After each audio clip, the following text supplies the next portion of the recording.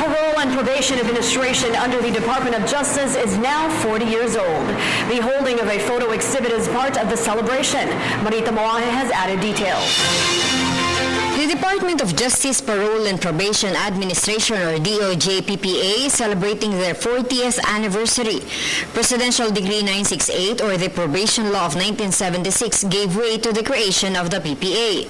It is an attached agency of the DOJ which conducts the investigation, supervision, and rehabilitation of convicted offenders applying for probation. Ang board po ang nagdesisyon kung sino po yung bibigyan ng pagkakataon, palalayain ng ating board sa pamamagitan ng rekomendasyon ng ating mga parole probation officers. PPA Administrator Manuel Co says that for a convicted to be given probation, he should not have been sentenced to more than 6 years of imprisonment. Meanwhile, also present in the event were Vice Mayor Joy Belmonte and Councilor Gian Soto of Quezon City.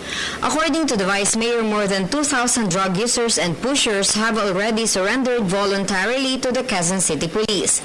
Belmonte added that these surrenderies will undergo a confirmatory drug test to be able to identify those who needs to be rehabilitated. The city government also has an ongoing talk with the Department of Health and with private rehabilitation centers to accommodate these surrenderies.